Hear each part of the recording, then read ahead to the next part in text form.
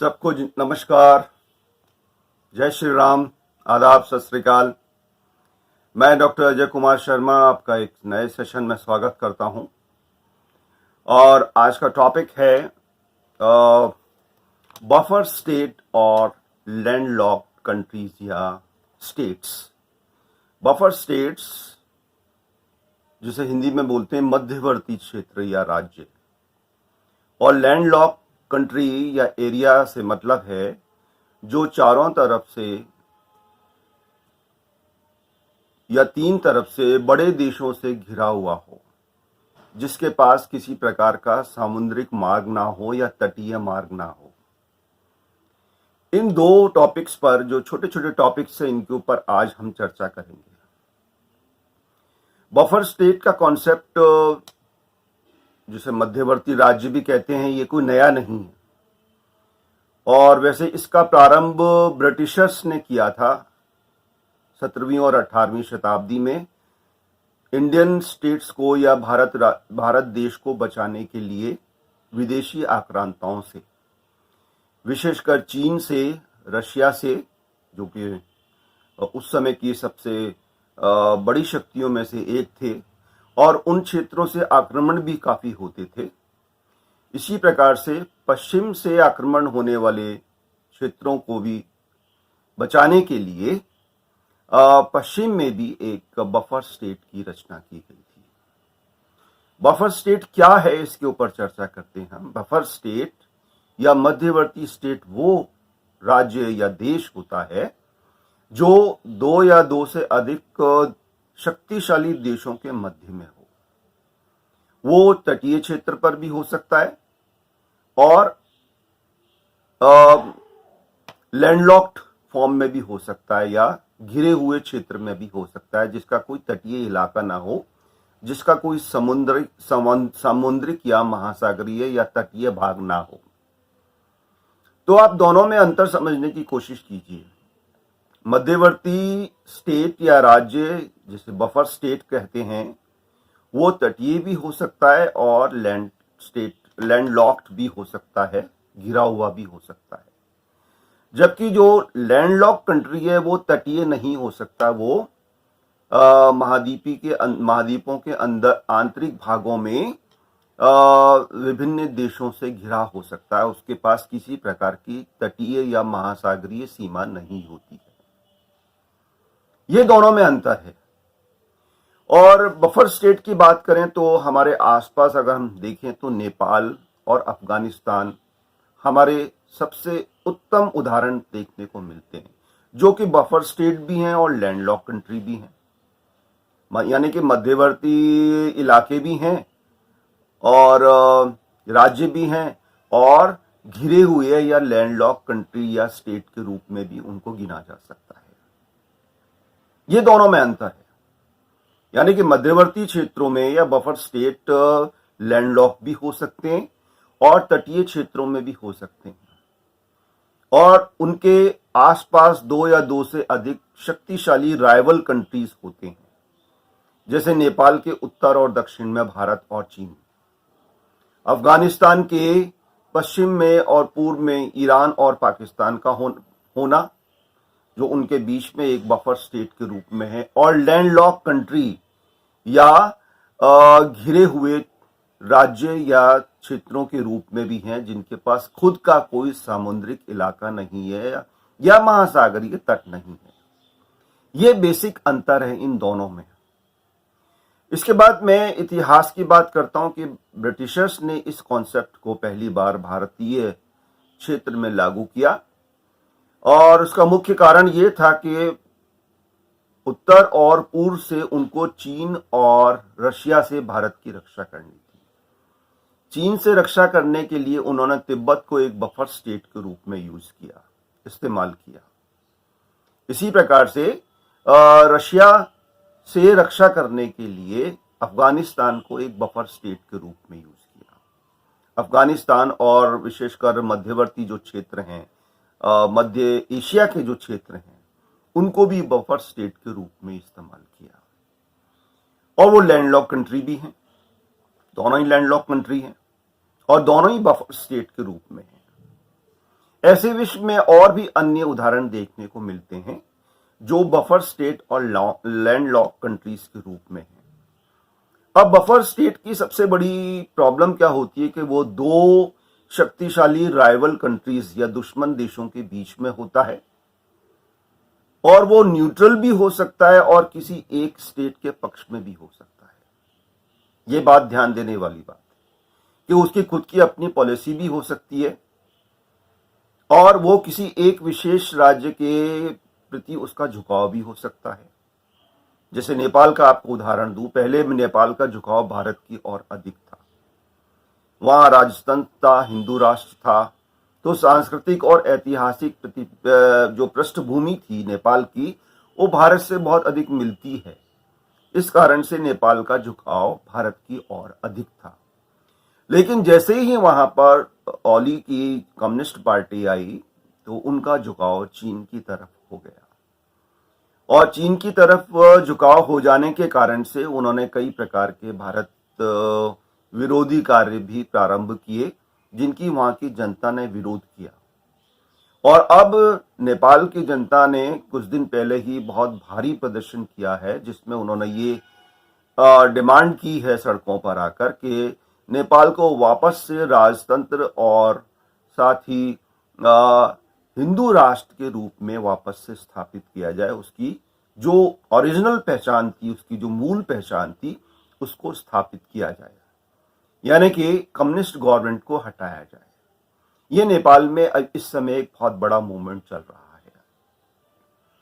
बांग्लादेश को भी आप इस रूप में देख सकते हैं कि बांग्लादेश दोनों तरफ से भारतीय राज्यों के बीच में फंसा हुआ एक बफर स्टेट है, लेकिन उसके पास तटीय क्षेत्र भी है। बांग्लादेश की सीमाएं भारत के अलावा किसी और अन्य क्षेत्रों से नहीं मिलती हैं, भारतीय राज्यों से ही मिलती हैं, लेकिन एक बफर स्टेट के रूप में उसको गिना जा सकता है। लेकिन लैंडलॉक कंट्री या लैंडलॉक एरिया नहीं है, क्योंकि उसके पास अपना एक बंगाल की खाड़ी वाला खुला हुआ सागरीय क्षेत्र है। ऐसे ही उदाहरण विश्व में और भी देखने को मिलते हैं, जैसे उत्तरी कोरिया और उत्तरी कोरिया, और एक प्रकार से कह सकते हैं कि चीन और दक्षिण कोरिया के बीच में एक बफर स्टेट का काम करता है। ठीक है ना। अमेरिका में भी इस प्रकार के बफर स्टेट देखने को मिलते हैं। अगर हम यूनाइटेड स्टेट ऑफ अमेरिका की बात करें और नीचे मैक्सिको है और नीचे दूसरे देश हैं, तो मैक्सिको एक बफर स्टेट के रूप में काउंट किया जा सकता है। तो उसके पास वैसे अपनी समुद्री सीमाएं हैं। ऐसे और अन्य जो देशों के अंदर जो राज्य हैं उनमें भी बफर स्टेट्स होते हैं, बफर राज्य होते हैं जिनकी समुद्रिक या महासागरीय सीमा नहीं होती है। जैसे भारत की बात करें उदाहरण के रूप में, तो मध्य प्रदेश एक बफर स्टेट के रूप में है जो चारों तरफ से आंतरिक राज्यों से घिरा हुआ है। उसके पास ना तो कोई किसी देश की सीमा, उससे अंतर्राष्ट्रीय सीमा मिलती है, और ना ही किसी महासागरीय तट से उसका संबंध है या उसका जुड़ाव है। तो किसी देश के आंतरिक भागों में भी बफर या लैंडलॉक स्टेट्स पाए जा सकते हैं, जैसा मैंने आपको मध्य प्रदेश का उदाहरण दिया। अब इसके पीछे सोच क्या थी ब्रिटिशर्स की बफर स्टेट बनाने के लिए? सोच ये था कि भारत की या अपने देश की रक्षा की जाए बाहरी आक्रांताओं के द्वारा या बाहरी शक्तियों के द्वारा, जिसमें मैंने आपको गिनाया चीन, और चीन के साथ साथ रशिया, और पश्चिम से आने वाले जो आक्रांता थे, मुस्लिम आक्रांता थे, उनसे भी। भारत में भी उन्होंने इसका प्रयोग किया, जो एक प्रकार से आप कह सकते हैं कि मराठों को रोकने के लिए और सिखों को रोकने के लिए उन्होंने भारत के आंतरिक भागों में बफर स्टेट्स बनाए।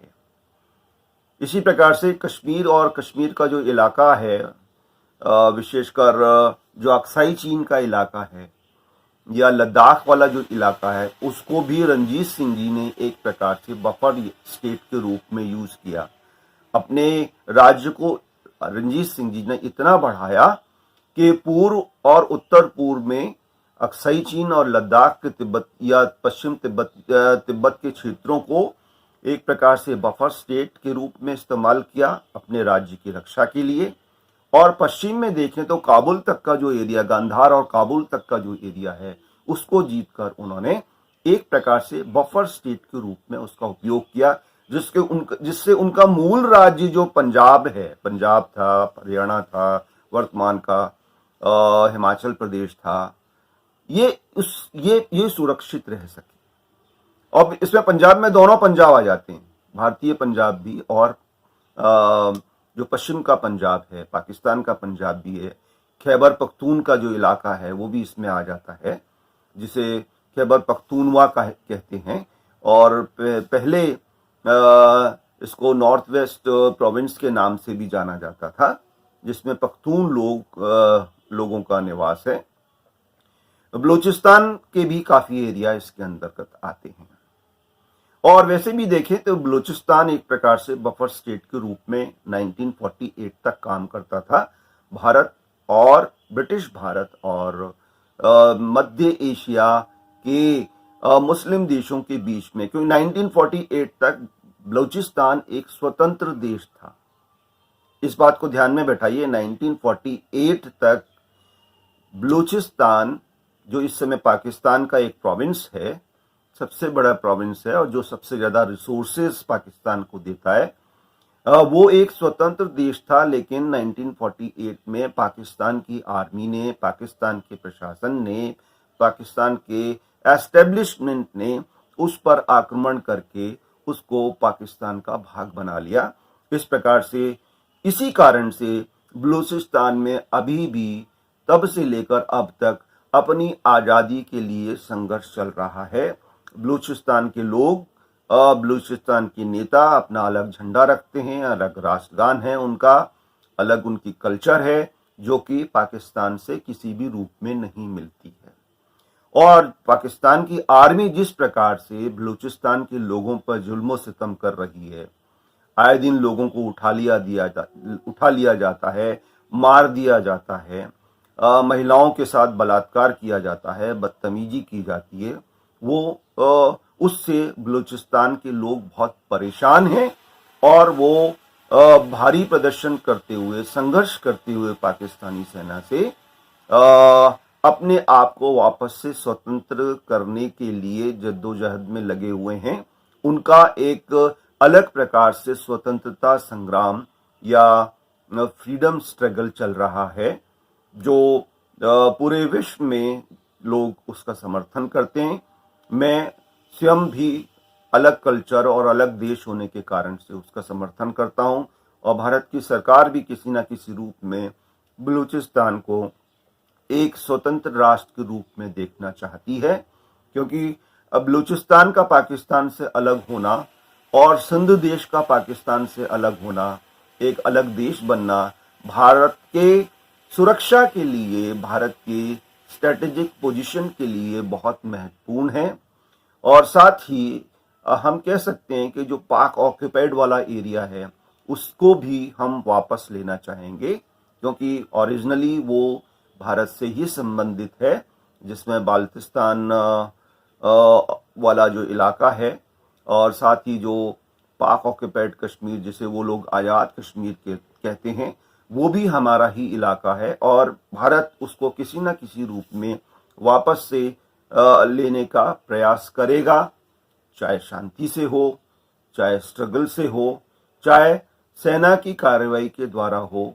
ओरिजिनली वो पूरा का पूरा पाक ऑक्यूपाइड प्रदेश और चाइना ऑक्यूपाइड प्रदेश जो है, जो अक्साई चीन के नाम से जाना जाता है, वो मुख्य रूप से, मूल रूप से भारत के ही इलाके हैं, जिसे भारत अपने प्रयासों से, किसी भी प्रकार के प्रयास हों, चाहे वो कूटनीतिक प्रयास हों, चाहे वो अंतर्राष्ट्रीय स्तर पर प्रयास हों, चाहे वो आर्मी के प्रयास हों, हम उनको वापस से अपने देश में शामिल करेंगे। अब सबसे बड़ी बात यह आती है कि जो लैंडलॉक कंट्रीज जो हैं, जिन्हें की महासागरीय तट नहीं मिलते हैं, उनको व्यापार में बहुत समस्या आती है। देखिए 1990 तक जो कुल विश्व में लैंडलॉक्ड या घिरे हुए देश थे उनकी संख्या 30 थी, 30। और जैसे ही युगोस्लाविया और चेकोस्लाविया और सोवियत रूस का विखंडन हुआ, वैसे ही ये 15-16 अलग नए राष्ट्र बने। तो इस समय आप कह सकते हैं 45 के करीब लैंडलॉक्ड कंट्रीज हैं और 4 आंशिक रूप से लैंडलॉक्ड कंट्रीज हैं। तो 45 प्योर फॉर्म में, शुद्ध रूप से लैंडलॉक्ड कंट्रीज या एरिया के रूप में हैं, जो कि घिरे हुए हैं, जिनके पास किसी प्रकार का महासागरीय तटीय क्षेत्र नहीं है, जो स्वतंत्र रूप से व्यापार नहीं कर सकते हैं। लेकिन जो लॉज ऑफ सी का जो बात मैंने बताई थी आपको एक लेक्चर में, यूनेस्को की जो बात की थी, उसमें आर्टिकल 224 से लेकर 232 तक इन लैंडलॉक कंट्रीज के फेवर में बात करते हैं। वो फेवर में किस रूप में कि आसपास के जो क्षेत्र हैं, आसपास के जो देश हैं, जो समुद्र या महासागरीय तटों से लगे हुए हैं, वो उन लैंडलॉक कंट्रीज को, घिरे हुए क्षेत्रों को व्यापार की सुविधाएं देंगे, सड़क मार्ग देंगे, और सड़क मार्ग देने के साथ साथ वहां से जो गुड्स का या वस्तुओं का आदान प्रदान होता है, आयात निर्यात होता है, उसकी सुविधा के लिए उस क्षेत्र के निकटवर्ती जो एरिया है उसको वहां पर पोर्ट की सुविधा या बंदरगाह की सुविधा भी देंगे। एक उदाहरण मैं इस रूप में बताता हूं आपको कि नेपाल, मैंने आपको बताया, एक बफर जोन के रूप में भी है और लैंडलॉक कंट्री के रूप में भी है।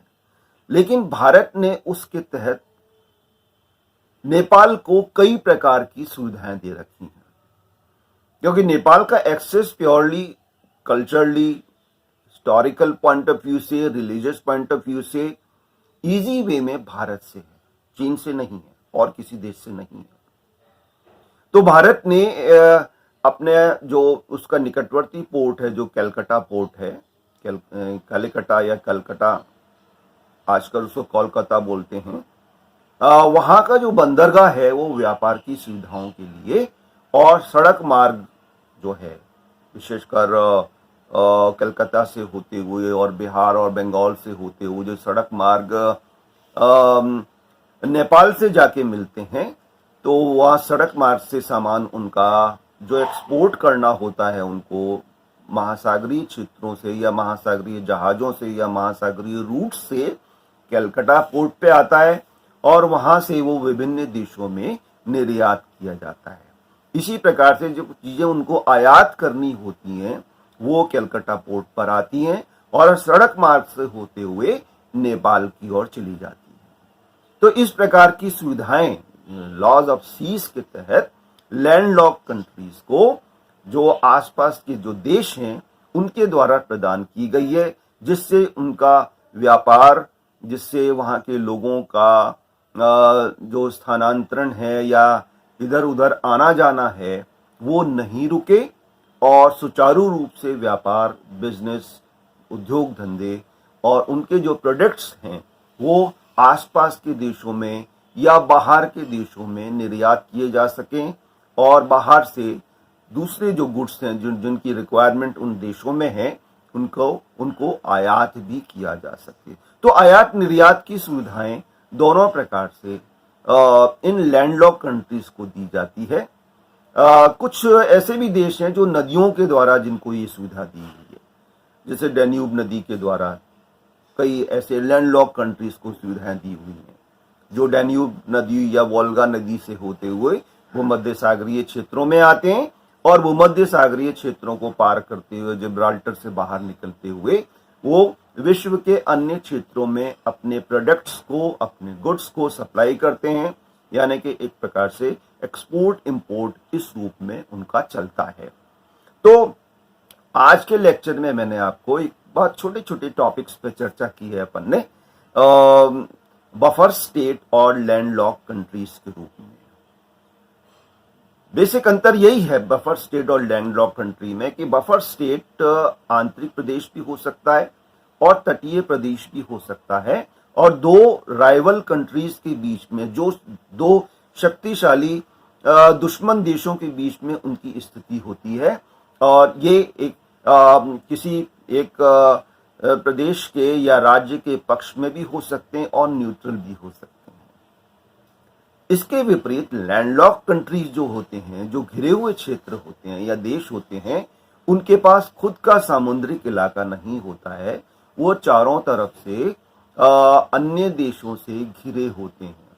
लेकिन मैंने आपको बताया कि अनसॉल्व या सी ऑफ लॉस की सुविधा के द्वारा यूएन ने 124 से 132 आर्टिकल के तहत उनको व्यापार की, एक्सपोर्ट इंपोर्ट की सुविधा सामुद्रिक मार्गों से दी गई है, और आसपास के देशों ने उनको स्वीकार किया है, क्योंकि वो अनसॉल्व की जो सुविधाएं हैं उनको स्वीकार करना, और अपने जो कमजोर देश हैं आसपास के, जो लैंडलॉक कंट्री के रूप में हैं, उनको ये सुविधाएं प्रदान करना उनकी ड्यूटी भी बनती है, कर्तव्य भी बनता है, और एक प्रकार से राइट भी है उन देशों का।